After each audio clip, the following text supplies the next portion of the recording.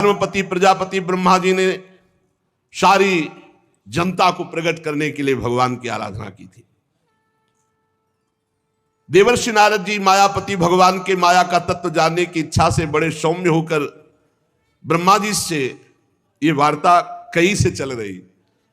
श्री सुखदेव जी सुना रहे परीक्षित जी को और सूत जी सुना रहे शौनक जी को और भगवान ब्रह्मा जी सुना रहे हैं देवर्षि नारद जी को। ब्रह्मा जी और भी प्रसन्न हुए और फिर देवर्षि नारद जी को 10 लक्षण वाले इस महामहिम भागवत पुराण का उपदेश किया। श्री सुखदेव जी महाराज कह रहे परीक्षित, इस भागवत पुराण में सर्ग विसर्ग स्थान पोषण ऊति मनवंतर ईशानुकथा निरोध मुक्ति और आश्रय इन 10 का वर्णन किया गया है। इनमें जो 10वां आश्रय तत्व है इसी का ठीक ठीक निश्चय करने के लिए ऊपर के 9 का वर्णन किया गया है। ये 10वीं बात आ जाए तो मुक्त हो जाए। आश्रय, मैं भगवान के आश्रय में प्रियाजू के आश्रय हूं। अरे यहां तक कह दिया हरिराम व्यास जी ने कि काहू के बल भजन को, कोई भजन बल रखता है, कोई जितेंद्रिय आदि सदाचार व्रत, लेकिन हम तो कुंवरी के भरोसे में हैं। सोवत पांव पसार, काहू के बल भजन को काहू के आचार, व्यास भरोसे कुंवर के सोवत पांव पसार। इसका भी ठीक ठीक चिंतन हुआ आश्रय तत्व का। बस हमें लगता है कि पूर्व से ही ज्ञान का मार्ग तो था लेकिन आश्रय तत्व पर बहुत जोर था, इसीलिए भक्ति का ये रंग आया या आना था तो आश्रय तत्व पर जोर दिया था प्रारंभ में ही। और इस आश्रय तत्व पर ये जो ठीक ठीक बात कही जा रही कि ठीक ठीक इस आश्रय तत्व को समझने के लिए ही ये 9 ऊपर का वर्णन किया गया है आश्रय तत्व ही।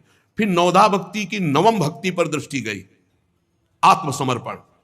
आश्रय, आत्मसमर्पण, सर्वत्र भगवान, 3 बातों को बहुत गंगा किनारे मनन होता।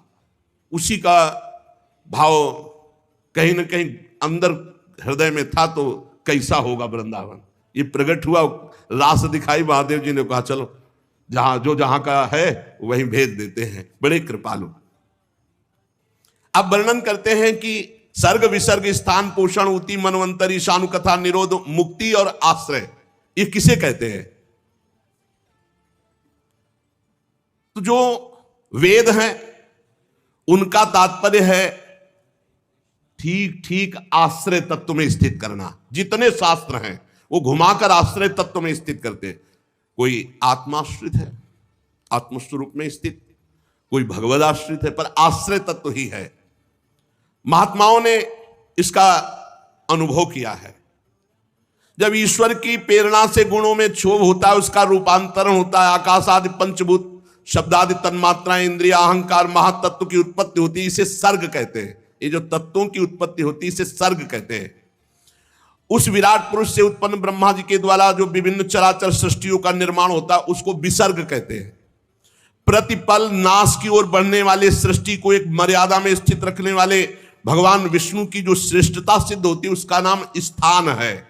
सर्ग विसर्ग स्थान। अपने द्वारा सुरक्षित सृष्टि में भक्तों के ऊपर उनकी जो कृपा होती है भगवान की, उसका नाम है पोषण। मनवंतरों के अधिपति जो भगवत भक्ति और प्रजापालन रूप शुद्ध धर्म का अनुष्ठान करते हैं उसे मनवंतर कहते हैं। सर्ग विसर्ग स्थान पोषण और मनवंतर। और फिर ऊति, जीवों की वे वासनाएं जो अनंत काल से दबी हुई है वो जब उठती हैं तो ऐसे कार्य करवाते जिससे बंधन हो जाता है, उसे ऊति नाम से कहते हैं। जीवों की वासनाओं के कारण जो होने वाले कर्म है उनको ऊति कहते हैं। भगवान के विभिन्न अवतारों के और उनके प्रेमी भक्तों की जो विविध कथाएं हैं उनको ईश कथा कहते हैं। जब भगवान योग निद्रा स्वीकार करके शयन करते हैं तब इस जीव का अपनी उपाधियों के साथ लीन हो जाना निरोध कहा जाता है। अज्ञान कल्पित कर्तृत्व भोक्तत्व अनात्म भाव का परित्याग करके स्वरूप परमात्मा में स्थित हो जाना इसे मुक्ति कहते हैं। और चराचर जगत की उत्पत्ति और पालन और प्रलय जिनसे होता है वो है भगवान, वो है परब्रह्म भगवान। भगवान का आश्रय ही सबकी पूर्णता है। आश्रय भगवान का। जो नेत्रादि इंद्रियों के अभिमानी दृष्टा जीव है वह इंद्रियों के अधिष्ठात्र देवता आदि सूर्य के रूप में, जो नेत्र गोलक आदि से युक्त दृष्ट देह है वही उन दोनों को अलग अलग करता है। तीनों में एक का अभाव हो जाए तो दो की उपलब्धि में भी दृश्य नहीं देखा जा सकता। नेत्र गोलक, नेत्रेंद्री और सूर्य, तीनों की उपस्थिति में ही दृश्य दिखाई देगा। एक भी का अभाव हो जाए तो दर्शन नहीं हो सकता, दृश्य नहीं दिखाई दे सकता। इसी प्रकार सबके अधिष्ठात्र भगवान है, भगवान के अभाव में कुछ नहीं है, उनका अभाव है ही नहीं। जहां देखो ता वही विराजमान है, उन्हीं का आश्रय लेना चाहिए, दूसरे का आश्रय नहीं। एकमात्र संसार से पार होने का उपाय भगवान का आश्रय है। पीछे वर्णन हुआ था कि विराट पुरुष का पिंड जल में पड़ा, तो जल को कहते हैं नार। शास्त्रीय भाषा में जल का एक नाम है नार, और उसी नार में पड़े रहने के कारण 1000 वर्ष तक पड़ा रहा था, पीछे ध्यान होगा। तो इसीलिए जो उसमें चैतन्य घन परमात्मा प्रवेश किया तो उसका नाम हुआ नारायण। वो विराट पुरुष ही भगवान नारायण। नारायण भगवान की कृपा से ही द्रव्य कर्म काल स्वभाव और जीवादि की सत्ता है। नारायण भगवान के सिवा किसी का कोई अस्तित्व तो नहीं है, सब उन्हीं से प्रकट हुए। सब नारायण की नाभि कमल से ब्रह्मा, ब्रह्मा से सब, तो मूल सबके नारायण हुए। और नारायण में कौन प्रवेश किया था? भगवान श्री कृष्ण। जब भगवान श्री कृष्ण ने देखा 1000 वर्ष तक वो पिंड पड़ा रहा, चेतना नहीं आई, तो आप स्वयं उसमें प्रवेश हुए, तब नाम हुआ नारायण। अर्थात भगवान श्री कृष्ण के अंश से ही उस नार में शयन करने वाले महान नारायण नाम से कहे गए। नार माने जल। उन अद्वितीय भगवान नारायण ने योग निद्रा से जागकर जब अनेक होने की इच्छा की तो वही अखिल ब्रह्मांड के अनंत जीवों के रूप में हो गए। वही भगवान ही भगवान है, दूसरा कोई नहीं। ये जो दूसरा दिखाई देता है यही माया है। बस यही सब बातें पढ़ के सुन के मन शांत हो जाता। कहां भटकोगे, वही है, दूसरा कोई, शांत एकदम। तभी पहला भाव क्या आता है अपने भक्ति में? शांत भाव। फिर दास से सख्य वात्सल्य, क्योंकि हमारे भगवान का स्वरूप क्या है? शांताकारम। तो सबसे पहला भाव उपासक का है शांत भाव। वही अपने को 3 भागों में विभक्त कर दिया, अधिदैव अध्यात्म अधिभूत। परीक्षित, सच्चिदानंद भगवान अपने आप को ही विराट रूप में और विराट रूप से अपने आप को ही इस जगत रूप में प्रकाशित कर दिया। शौनक जी ने पूछा, महाराज ये तो बात आप बताइए कि पीछे आपने एक बात कही थी वो छूट गई। आपने हम लोगों को बताया था कि विदुर जी हस्तिनापुर त्याग कर तीर्थ यात्रा के लिए गए, तो किन किन तीर्थों में गए? और सुना कि विदुर जी की उद्धव जी से वार्ता हुई थी, तो उद्धव जी तो भगवान के बड़े ज्ञानी भक्त, क्या वार्ता हुई? फिर सुना कि विदुर जी मैत्रेय जी से मिले थे, तो मैत्रेय जी तो बहुत उच्च कोटि के महापुरुष हैं, तो उनसे जरूर कोई तत्व वार्ता हुई होगी, वो हम सुनना चाहते हैं। शौनक जी ने सूत जी से प्रश्न किया। भगवान श्री सुखदेव जी ने परीक्षित जी से भी यही कहा, क्योंकि वो भी प्रश्न किए थे। जो पीछे प्रश्न किए थे उनमें बहुत से प्रश्न थे, तो उसमें यह भी प्रश्न था कि भगवान के तत्व का स्वरूप का वर्णन, भगवान के अवतारों के स्वरूप का वर्णन, भगवान एक होकर के अपनी माया को कैसे विस्तार करते हैं।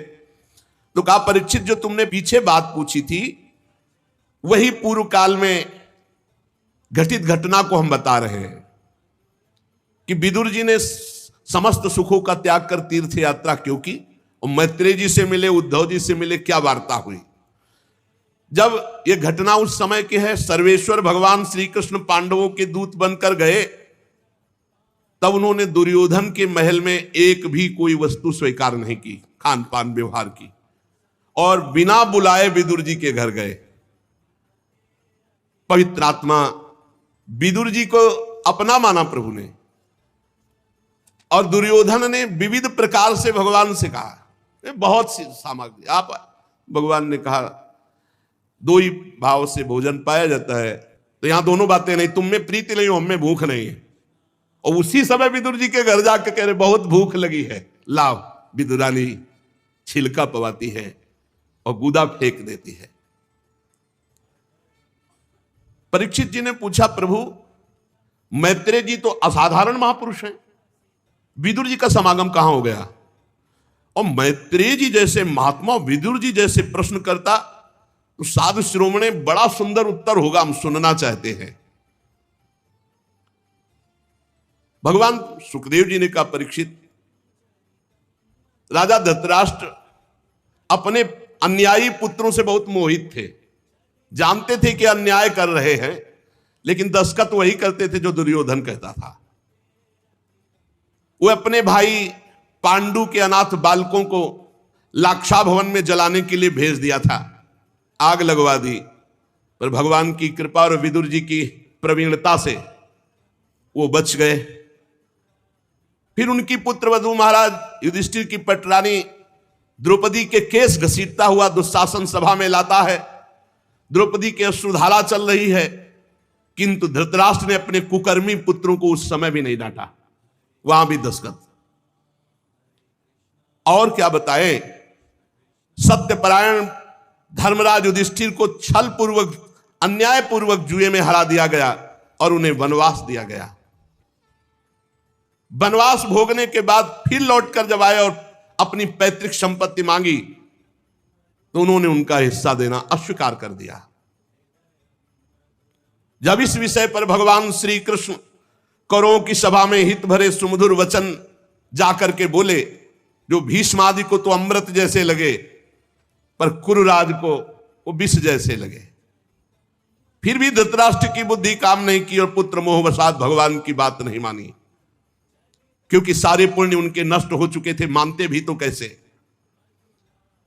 जब विदुर जी ने देखा कि भगवान की आज्ञा का उल्लंघन हो रहा है, तो विदुर जी ने धृतराष्ट्र से कहा, जिसे विदुर नीति कहते हैं, महाराज अजात शत्रु महात्मा युधिष्ठिर को उनका हिस्सा दे दीजिए। आप असहनीय अपराध कर रहे हैं, भगवान की भी बात नहीं मान रहे, पांडव वनवास करके आए फिर भी उनका हिस्सा नहीं दे रहे। हमें बहुत डर लग रहा है कि ये पांडव अगर क्रोधित हो गए तो महाराज आपके वंश का विनाश हो जाएगा। ये भीम सांप की तरह सांस ले रहा है, बस भगवान की आज्ञा का इंतजार कर रहा है। इसकी फुफकार में तुम्हारे एको पुत्र नहीं बचेंगे महाराज, हम आपको बताए देते हैं। आपको पता नहीं है कि पांडवों के पक्ष में अखिल कोटि ब्रह्मांड नायक ये श्री कृष्ण है, ये परमात्मा है। ये यदुवीरों के आराध्य देव कोई मनुष्य नहीं है, ये परब्रह्म परमात्मा है। ये द्वारिका में विराजमान रहकर ही तुम्हें नष्ट कर सकते हैं, आने की जरूरत भी नहीं। पृथ्वी के बड़े बड़े राजा या बड़े बड़े ब्रह्म ऋषि देवता ये उसी पक्ष में रहते हैं जिस पक्ष में भगवान होते हैं। सुर नर मुनि प्रसन्नता ऊपर सोई विजयी विनयी गुण सागर तास सुजस त्रैलोक उजागर। जा पर कृपा राम की होई ता पर कृपा करे सब कोई। ये जिसे तुम अपना पुत्र मानकर पाल रहे हो महाराज, जिसकी हां में हां मिला रहे हो, ये दुर्योधन मूर्तिमान दोष है, दोष। ये दोष तुम्हारे घर का नाश कर देगा। ये इतना महान दोषी है कि भगवान से भी द्वेष करता है। ये भगवान श्री कृष्ण से विमुख, श्रीहीन, अधर्माचरण करने वाला, कुल कलंक। मेरा अगर वचन आपको सुनाई दे रहा हो तो आप इस दुष्ट का तुरंत इसी समय त्याग कीजिए और हस्तिनापुर से निकलवा दीजिए। विदुर जी महान नीतिज्ञ, धर्मराज का साक्षात स्वरूप है। साधु जन भी विदुर जी का आदर करते, भगवान भी आदर करते। ये बात सुनते ही दुशासन, दुर्योधन, कर्ण, शकुन सब क्रोध से युक्त हो गए। और दुर्योधन तो बहुत ही कड़ुआ बोला, अरे इस कुटिल दासी पुत्र को यहां किसने बुलाया उपदेश देने के लिए? इसकी जान तो मत लो, लेकिन इसको तुरंत इसी समय नगर से बाहर निकाल दिया जाए। महाराज धृतराष्ट्र सुन रहे, एक भी शब्द नहीं बोले। ये बड़े भाई के सामने ऐसे कानों में विषैले शब्द, विदुर जी ने कुछ भी बुरा नहीं माना। समझ रहे थे कि भगवान इनका विनाश करवाना चाहते हैं, इसलिए ऐसी इनकी भाषा निकल रही। धृतराष्ट्र को प्रणाम किया और सामने द्वार पर धनुष बाण रख दिया और हस्तिनापुर से निकल पड़े। अब ऐसे राज्य में नहीं रहना जो भगवत विमुख, जहां से दुष्टों का बोलबाला, अधर्म का बोलबाला हो। कौरवों को विदुर जैसे महात्मा उपदेश देने वाले बड़े भाग्य से मिले थे। जे भी हस्तिनापुर से चले तो सबके पुण्य नष्ट हो गए। कौरव पक्ष के अपमान कर दिया विदुर जैसे महात्मा का। साधु अवज्ञा तुरंत भवानी कर कल्याण अखिल के हानि। विदुर जी हस्तिनापुर से चलकर भूमंडल के तीर्थों में विचरण करने लगे। जहां श्री हरि, ब्रह्मा, रुद्र आदि इन महान के द्वारा जो तीर्थ स्थापित है, उन तीर्थों में विचरण किया। जहां जहां भगवान के पवित्र वन, पर्वत, कुंज, निर्मल जल, सरोवर, उन सब में स्नान करना, वहां अनुष्ठान करना, ऐसे विदुर जी तीर्थों में विचरे और ऐसे भेष में रहते कोई ये जान न पाए कि विदुर जी हैं। साधारण जो भोजन मिल जाए, शुद्ध वृत्ति से भूमि में शयन करना, शरीर को मलना नहीं, बस ऐसे स्नान कर लेना और कठोर व्रतों का पालन करते हुए भारतवर्ष के प्रत्येक तीर्थों में विचरण किए। जब वे प्रभास क्षेत्र में पहुंचे तब तक भगवान श्री कृष्ण की सहायता से महाराज युधिष्ठिर सर्वनाश का खेल खेल चुके थे। कौरवों का विनाश हो चुका था और वो चक्रवर्ती सम्राट पद पर हस्तिनापुर में विराजमान हो चुके थे युधिष्ठिर जी। प्रभास क्षेत्र में जब सूचना मिली कि कौरवों का विनाश हो गया तो सरस्वती नदी के पास जाकर चुपचाप मौन होकर बैठ गए विदुर जी। काफी देर भगवत चिंतन करते हुए अपने मन को संभाला। फिर वहां से त्रित, उष्णा, मनु, पृथु, अग्नि, असित, वायु, सुदास, गौ, गुह और श्राद्ध देव नाम के प्रसिद्ध 11 तीर्थों का सेवन किया, अवगाहन किया। इसके बाद भगवान के अनेक मंदिरों, अनेक तीर्थों का सेवन करते हुए हर समय भगवान का नाम जब श्री कृष्णचंद्र जी का, वहां से फिर चले सौराष्ट्र, सौवीर, मत्स्य, कुरजांगल होते हुए यमुना के किनारे आए तो ये देखा कि यमुना किनारे बहुत ही अशुभ प्रवाह करते हुए उद्धव जी विराजमान है। बड़ा आश्चर्य हुआ कि ऐसे बड़े महात्मा और अशुभ प्रवाह कह रहे हैं।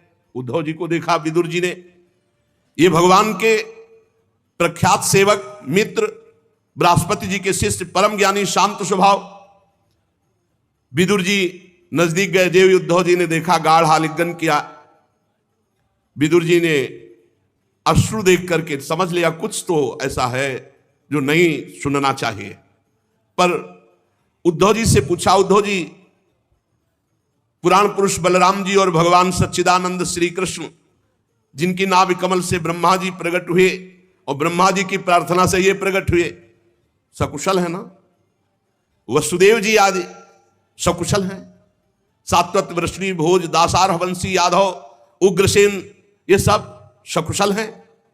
महाराज युधिष्ठिर अपनी अर्जुन और श्री कृष्ण रूपी दोनों भुजाओं की सहायता से अब न्यायपूर्वक प्रजा का पालन कर रहे हैं, सकुशल है।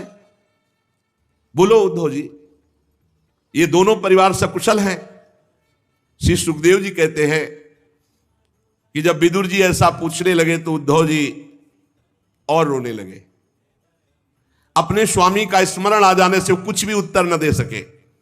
बाल्यावस्था से भगवान श्री कृष्ण में आसक्त थे उद्धव, भगवान के साथ रहे हैं, अब तो वृद्ध हो गए हैं। बाल्यावस्था से भगवान की चिंतन में, भगवान के ही गुणगान में, अब तो वृद्ध हो गए, भगवान के साथ रहते रहे। और विदुर जी के पूछने पर तो और फपक कर रोने लगे। विदुर जी का हृदय घबरा गया। उद्धव जी श्री कृष्ण के चरणारविंद मकरंद के सुधा सरोवर में बोल न सके। आनंद मगन होकर तीव्र भक्ति के द्वारा उनकी बड़ी ऊंची स्थिति, वृद्ध शरीर, शरीर में रोमांच, मुंदे हुए नेत्रों से प्रेमाश्रुधारा। विदुर जी ऐसे उद्धव जी के दर्शन करके बहुत कृतकृत्य हो रहे हैं। कुछ समय बाद उद्धव जी बाह्य दशा को प्राप्त हुए और विदुर जी से कहने लगे, विदुर जी, जो आप पूछ रहे हो हम उन प्रभु से वंचित हो गए हैं। भगवान श्री कृष्ण रूपी सूर्य अस्त हो गया है। विदुर जी, मैं क्या कुशल सुनाऊं, अब ये मनुष्य लोग बड़ा भागा हो गया है और यदुवंशी तो नितांत अभागे, भाग्यहीन हो गए। क्योंकि जब श्री कृष्ण के साथ रहते थे उन्होंने पहचाना ही नहीं कि परब्रह्म परमात्मा है। जिस तरह समुद्र में अमृत था पर मछलियां नहीं पहचान पाई कि समुद्र में अमृत है, ऐसे ही यदुवंशी लोग बस भगवान को एक श्रेष्ठ योगी समझते, ये नहीं समझ पाए कि सर्वात्मा भगवान है। सर्वांतर्यामी भगवान को एक श्रेष्ठ योगी, एक श्रेष्ठ यादव, भगवान की माया से मोहित इन यदुवंशियों ने भगवान की निंदा तक की, शिशुपाल आदि। ये नहीं समझ पाए, आज मैं उन्हीं भगवान से वंचित हो गया हूं। उद्धव जी कह रहे, जिन्होंने कभी तपस्या नहीं की थी उन लोगों ने भी दर्शन भगवान का पाया। विदुर जी, आज वही त्रिभुवन मोहन रूप अंतर ध्यान हो गया है। अब भगवान प्रगट में अपने रूप को नहीं रखा, अंतर ध्यान कर लिया। मेरे नेत्र ही छिन गए और उद्धव जी रोने लगे। भगवान ने योग माया का प्रभाव दिखाने के लिए मानव लीलाओं के योग्य जो दिव्य श्री विग्रह प्रकट किया था, बड़ा ही सुंदर, बड़ा ही नयनाभिराम, महाराज वो रूप अब अंतर्धान हो चुका है। भगवान ने लीला संवरण कर ली है। धर्मराज युधिष्ठिर के राजसूय यज्ञ में जिसने भगवान के उस नयनाभिराम रूप को देखा, त्रिलोकी में सब कोई लुभायमान हो गया। उनका प्रेम पूर्ण हंसना, विनोद भरी बातें करना, लीला में देखना, महाराज चित्त को चुरा लिया। जैसे कोई कठपुतली चलाने वाले के अनुसार चलती है, वैसे ही जिसने एक बार रूप देखा वो कठपुतली बन गया उनका। बड़े बड़े महात्माओं के द्वारा आराधन करने योग्य रूप। अजन्मा भगवान ने वसुदेव जी के यहां जन्म लेने की लीला की। सबको अभय देने वाले होने पर भी कंस के भय से ब्रज में जाके छिपे रहना, अनंत पराक्रमी होने पर भी काल यवन के सामने मथुरापुरी को छोड़कर भागना, जब मैं लीलाएं याद करता हूं तो मैं बेचैन हो जाता हूं। मुझे याद है जब देवकी वसुदेव की चरण वंदना करके उन्होंने कहा था, पिताजी माताजी, कंस का बड़ा भय रहने के कारण मुझे आपकी कोई सेवा न बन सकी, इसलिए मेरे अपराध को क्षमा करके आप प्रसन्न हो जाएं। ये बातें जब मैं याद करता हूं तो हे विदुर जी, मेरा चित्त व्यथित हो रहा। वो परमात्मा होकर कैसे बोल रहे थे, जिन्होंने काल रूप अपनी भ्रकुटी विलास से पृथ्वी का सारा भार उतार दिया। उन श्री कृष्ण के पाद पद्म पराग से युक्त ऐसा कौन होगा जो उनको भूल सके। आज मैं उनसे रहित हो गया हूं। आप लोगों ने राजस्व यज्ञ में प्रत्यक्ष देखा था कि गिन गिन कर गालियां दे रहा था शिशुपाल भगवान श्री कृष्ण को, और जब भगवान ने सुदर्शन चक्र से प्रहार किया तो उसको वो गति मिली जो बड़े बड़े योगी मुनियों के द्वारा वांछित है। भला ऐसे श्री कृष्ण का मैं कैसे भी रह सकता हूं। हमारे सामने भगवान का मुख रहा, हमारे सामने भगवान की सब बातें क्रीड़ा रही, अब वो सब चली गई, अब कैसे जीऊं। भगवान परम धाम को चले गए हैं। अरे वो तीनों लोकों के अधीश्वर, उनके समान कोई नहीं, तो उनसे बढ़कर कौन हो सकता है। विदुर जी, मुझे वो दृश्य याद है जब सिंहासन पर महाराज उग्रसेन और उनके नीचे खड़े होकर हाथ जोड़कर कहते, हे देव आज्ञा कीजिए, मैं कौन सी सेवा आपकी करूं। वो मेरे चित्त को बहुत लुभायमान करती है। कहां भगवान और कहां उग्रसेन, हाथ जोड़कर कहते, हे देव आज्ञा कीजिए। मुझे वो भी याद है जब पापनी पूतना ने अपने स्तन में हलाहल विष लगाकर श्री कृष्ण को मार डालने की नियत से उन्हें दूध पिलाया, तो उसको भगवान ने वो परम गति दी जो धाय मां को मिलती है। भगवान श्री कृष्ण के अतिरिक्त और कौन दयालु है जिसकी शरण ग्रहण करे। मैं उन असुरों को भी भगवान का बड़ा कृपा पात्र समझता हूं, जिन्होंने वैर भाव से ही सहित भगवान श्री कृष्ण का सदा चिंतन तो किया। रणभूमि में सुदर्शन चक्र धारण किए हुए दौड़ते हुए भगवान का दर्शन करते हुए प्राण त्याग किया, उन असुरों को भी मैं भगवान का भक्त मानता हूं। ब्रह्मा जी की प्रार्थना से पृथ्वी का भार उतारकर उसे सुखी करने के लिए कंस के कारागार में वसुदेव देवकी के यहां भगवान अवतार लेते हैं। कंस के डर से पिता वसुदेव जी ने उन्हें नंद बाबा के ब्रज में पहुंचा दिया। वहां वे बलराम जी के साथ 11 वर्ष तक ब्रज लीला करके फिर यमुना के उपवन में हरे वृक्षों में कलरव करते हुए पक्षियों के झुंड में बछड़े चराते हुए ग्वाल बाल की मंडली में ब्रजवासियों की दृष्टि आकृष्ट करने के लिए बाल लीला करते हुए कभी रोते कभी हंसते कभी खेलते, ऐसे ब्रजवासियों को 11 वर्ष तक सुख दिया।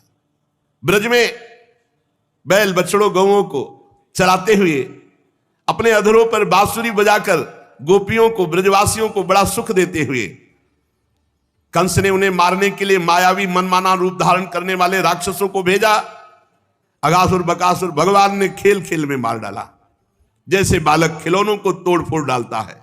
काली नाग का दमन करना, विष को अमृत बना देना, ग्वाल बालों को पुनः जीवित कर देना, भगवान श्री कृष्ण के इन लीलाओं का बहुत हृदय में अब वो अंतर्धान हो गए।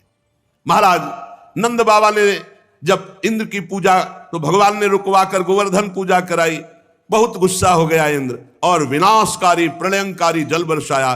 भगवान ने खेल खेल में गोवर्धन पर्वत को 7 दिन 7 रात उठा करके ब्रजवासियों की रक्षा की। महाराज संध्या के समय जब सारे वृंदावन में शरद की चंद्रमा की चांदनी छिटक गई, श्री कृष्ण सम्मान करते हुए गोपियों का आवाहन किया और गोपियों के साथ प्रेम में रास विहार किया। ऐसे में श्री कृष्ण से रहित हो गया। उद्धव जी ने विदुर जी से विनय की और आगे भगवान की विविध लीलाओं का गायन करते हुए उद्धव जी अपने हृदय को संतुष्ट कर रहे हैं। सुशेष चर्चा आगे। श्री राधा वल्लभ लाल की।